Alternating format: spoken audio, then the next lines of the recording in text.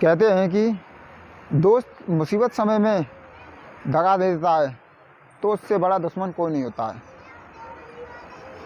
उसकी वजह से एक प्रेमिका और प्रेमी की जान चली जाती है। हम आपको एक ऐसी घटना सुनाने जा रहे हैं। यह घटना उत्तर प्रदेश के फिरोजाबाद ज़िले की है। यहाँ पर एक थाना पड़ता है सिरसागंज और इसी क्षेत्र में एक गांव पड़ता है जागीरपुर।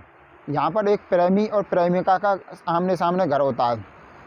प्रेमी का नाम उत्तम कुमार, जिसकी उम्र लगभग 20 साल, और प्रेमिका की उम्र लगभग 19 साल, नाम नेहा यादव।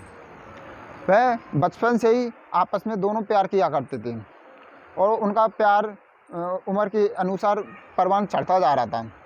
जो लड़की के घर वाले थे वो नाई करते थे, लेकिन वो सब जंजीरों को तोड़कर भी उत्तम यादव से मिलने जाती थी। यह उसके जो लड़की के पिता और उसके घर वाले उसको रोकते हैं, लेकिन वो मानते नहीं हैं। फिर 31 जुलाई 2021 की वह दोनों बिना बताए घर से चले जाते हैं। जब लड़की वाले और लड़के वाले दोनों उनको ढूंढते हैं, लेकिन उनका कुछ पता नहीं पड़ता है। लड़के के पिता का नाम सुधीर था।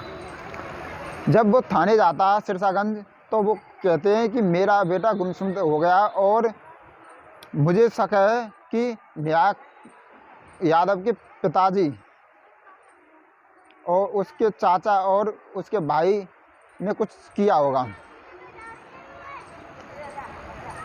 उसके लड़की के पिता का नाम देवीराम और उसके चाचा का नाम सिमराव, उसके भतीजे का नाम रोहित यादव, उनके नाम लिखवाए। फिर पुलिस उन तीनों को थाने बुलाती है, उनसे पूछती है कार्रवाई से, लेकिन वो कुछ बता नहीं पाते, नहीं बताते कुछ। पुलिस उनको छोड़ देती है। 24 तारीख आ जाती है। 24 तारीख तक कुछ पता नहीं चलता है। 24 अगस्त तक जब पुलिस उनको दोबारा से पुलिस बुलाती है, गिरफ्तार करती है, तो उनसे कर्री तरह से उनसे पूछताछ करती है। तो ये बहुत बड़ा खुलासा करते हैं। ये बताते हैं कि हम दोनों ने, तीनों ने, और लड़की और लड़के को गला दबाकर हम यमुना नदी में उनको फेंक दिए हैं।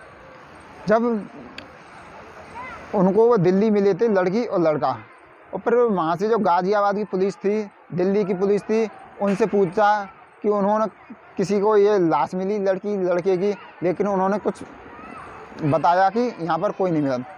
फिर यमुना नदी में गोता करके थोड़ा लाश ढूंढने का प्रयास किया, लेकिन लाशें मिली ही नहीं। उसके बाद दोबारा जो उसके लड़की के पिता, चाचा, भाई, उनसे दोबारा पूछते हैं। वो भी फिर इसी बात को कहते हैं कि हमने उनको मारकर गला दबाकर नदी में फेंक दिया। फिर पुलिस ने इन दोनों को, उसके पिताजी नेहा के, चाचा और रोहित उसका भैया लड़की का, बालक यादव उसका जो उसके पिता का दोस्त था, और एक ड्राइवर उसका नाम सुनील था, उन पांचों को जेल भेज दिया। जब उसके बाद उस जो लड़के के पिता का नाम था सुधीर, वह थाने आते हैं। वो कहते हैं कि मेरे बेटा एक बार मुझे देखना है कि जिंदा है या मर गया है। पुलिस फिर इसकी क्राइम ब्रांच एक टीम बना देती है और इस क्राइम ब्रांच इसको हैंडल करती है उसको। फिर वो सबसे पहले जो उसके पिता था लड़की का, देवीराम, और उसके चाचा शिवराम, दोनों के फ़ोन लोकेशन ढूंढती है।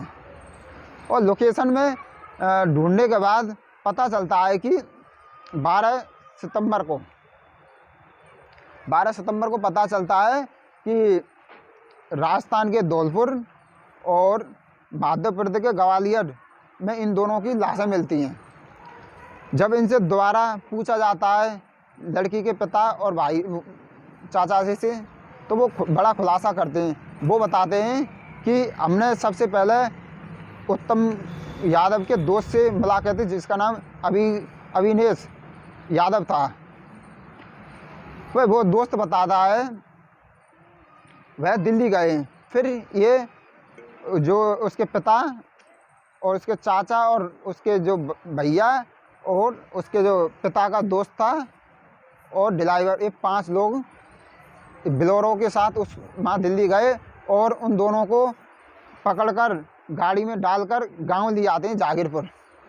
जब जागीरपुर लाने के बाद 1 सितंबर को ये ले आते हैं, 31 जुलाई को जाते हैं लड़की लड़का भागकर, और 1 तारीख को ये ले आते हैं। माँ अपने गांव पर 3 दिन 1, 2 और 3 तारीख को ये अपने पास रखते हैं, इन पर अत्याचार करते हैं, इनको मारते हैं, पीटते हैं। और जो उत्तम यादव था उसको तो बहुत ही ज़्यादा मारते थे। जब उसमें मारते, जब उसकी जो प्रेमिका थी नेहा यादव, वो अपने पिताजी से बोलती कि मुझे इसको माफ़ कर दो, मैं इससे बहुत ज़्यादा प्यार करती हूँ। इसी प्रकार अपने वो चाचा जी से बोलती, शिवराम से, लेकिन किसी को उस पर तरस नहीं आया।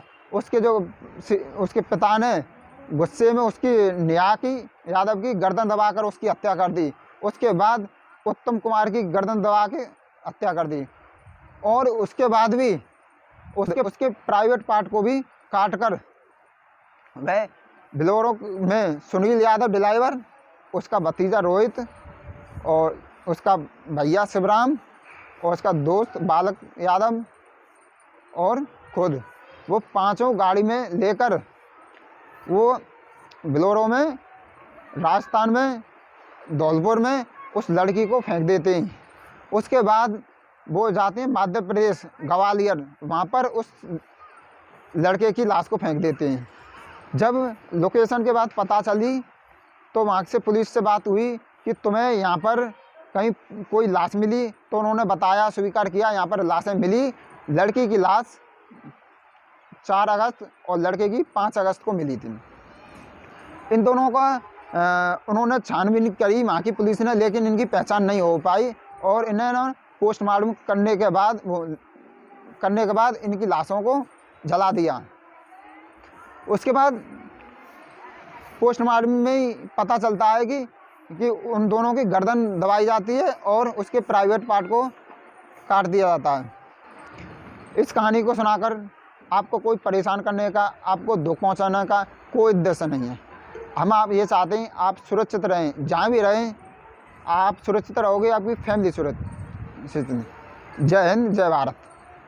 आपको ये वीडियो अच्छी लगे तो वीडियो को लाइक करना और चैनल को सब्सक्राइब करना मत भूलना।